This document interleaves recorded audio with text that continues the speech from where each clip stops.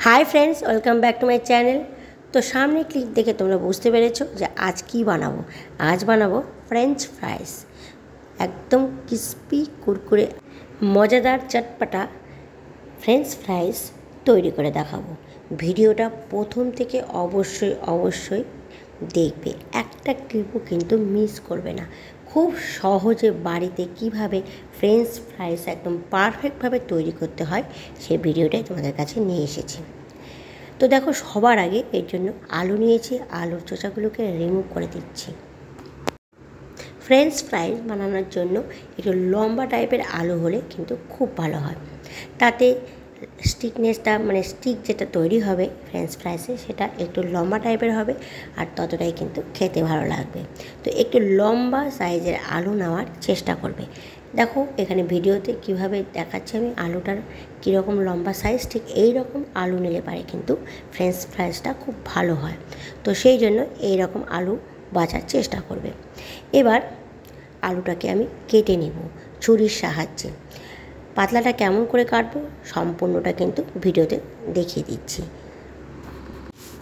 প্রথমে ছুরি দিয়ে চাকচাক করে কেটে নিতে হবে, তারপরে একটু লম্বা লম্বা করে কেটে নিতে হবে। নতুন বন্ধুরা আমার চ্যানেলে এসে থাকলে প্লিজ চ্যানেলটাকে একটু সাবস্ক্রাইব করে দিও আর পাশে থাকা বেল আইকনটাকে অল করে দিও, যাতে যখনই এরকম নতুন নতুন মজার রেসিপি আমি আপলোড দেব তোমাদের কাছে সরাসরি পৌঁছে যায়।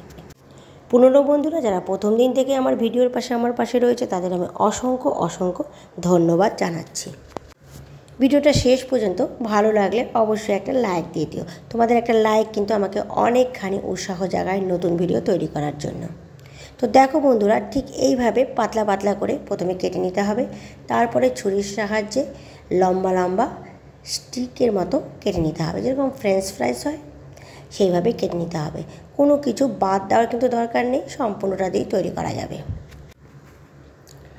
আলু স্টিকটা ঠিক এইভাবে রাখতে হবে। সেম প্রসেসে আমি সবগুলো কেটে নেব। কাটা হয়ে গেলে জলের মধ্যে 3 থেকে 4 বার ভালো করে ধুয়ে নিতে হবে, জল পাল্টে পাল্টে।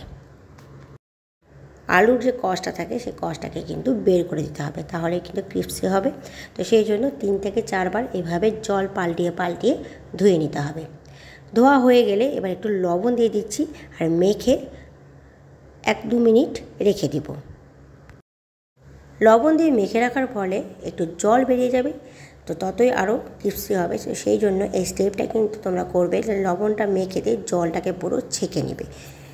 আর এভাবে একটা টাওয়েলের উপরে কিংবা টিস্যু দিয়েও মুছে নিতে পারো।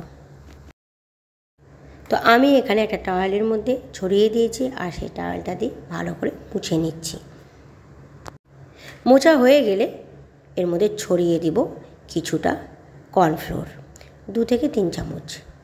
বেশি যদি হয় আলুর পরিমাণ তাহলে অবশ্যই বেশি দিবে, না হলে পরে 2 চামচ দিলে এনাফ। কর্নফ্লোরের পরিবর্তে তোমরা কিন্তু চালের গুঁড়ো দিয়ে দিতে পারো। দেওয়ার সাথে সাথে কিন্তু মাখা হয়ে গিয়ে মানে মাখার কর্নফ্লোরের সাথে আলু স্টিকগুলো মাখা হয়ে গেলে সাথে সাথেই গরম তেলের মধ্যে দিয়ে দিতে হবে ভাজার জন্য। রাখার কিন্তু কোনো দরকার নেই, যদি রেখে দেওয়া যায় তাহলে কিন্তু সফট হয়ে যাবে, জল বেরোবে, ক্যাতক্যাতা হয়ে যাবে। তো এই স্টেপটা লক্ষ্য করবে যে আগের থেকে তেলটাকে গরম করে নেবে আর এদিকে ওটা তৈরি করে কর্নফ্লোরটা মিশিয়ে দিয়ে সাথে সাথে গরম তেলের মধ্যে দিয়ে দিবে। মিডিয়াম টু হাই ফ্লেমে রেখে এটাকে একদম ক্রিস্পি করে ভেজে নিতে হবে। ভিডিও দেখে তোমরা বুঝতে পারছো ঠিক কীভাবে ভাজতে হবে, এইভাবে পুরোপুরিভাবে ভেজে নিতে হবে। আর এখানে আমি ভাজার জন্য সাদা তেল দিয়ে ইউজ করেছি, তো রিফাইন্ড অয়েল দিয়ে ভাজলে পারেই ভালো হয়। তো দেখো সবগুলো ভাজা হয়ে গিয়েছে, আমি প্লেটের মধ্যে সব তুলে নিলাম থালার মধ্যে। এবার যেহেতু এটা পেরি পেরি মশলা ফ্রেঞ্চ ফ্রাইজ, তো সেই জন্য সবার লাস্টে দিয়ে দিব পেরি পেরি মশলা 2 চামচ দিয়ে খুব ভালো করে মিশিয়ে নেব। যেহেতু পেরি পেরি মশলার মধ্যে একটা চটপাটা ভাব থাকে, সব কিছু অ্যাভেলেবেল থাকে, তো সেই জন্য অন্য কোনো মশলা কিন্তু আর দিতে হবে না। এই পেরি পেরি মশলাটা দিলে পারেই কিন্তু দারুণ লাগবে। পেরি পেরি মশলাটা দিয়ে ভালো করে মেখে নিলেই কিন্তু ফ্রেঞ্চ ফ্রাইজ একদম রেডি টু সার্ভ। তৈরি করতে একদমই ঝামেলা লাগে না, তো ঝটপট বাড়িতে বানিয়ে ফেলো আর সসের সাথে সার্ভ করো। আমি আশা করছি আমার বন্ধুদের এরপরে ফ্রেঞ্চ ফ্রাইস তৈরি করতে বাড়িতে কোনো অসুবিধা হবে না আমার ভিডিওটা ফলো করে। ভিডিও দেখে তোমরা বুঝতে পারবে এটা কতটা ক্রিস্পি হয়েছে বাইরের থেকে, আর মাঝখানে যেরকম হয় ফ্রেঞ্চ ফ্রাইসের একটু নরম নরম, ভিতরটা সেই রকমই কিন্তু হয়েছে।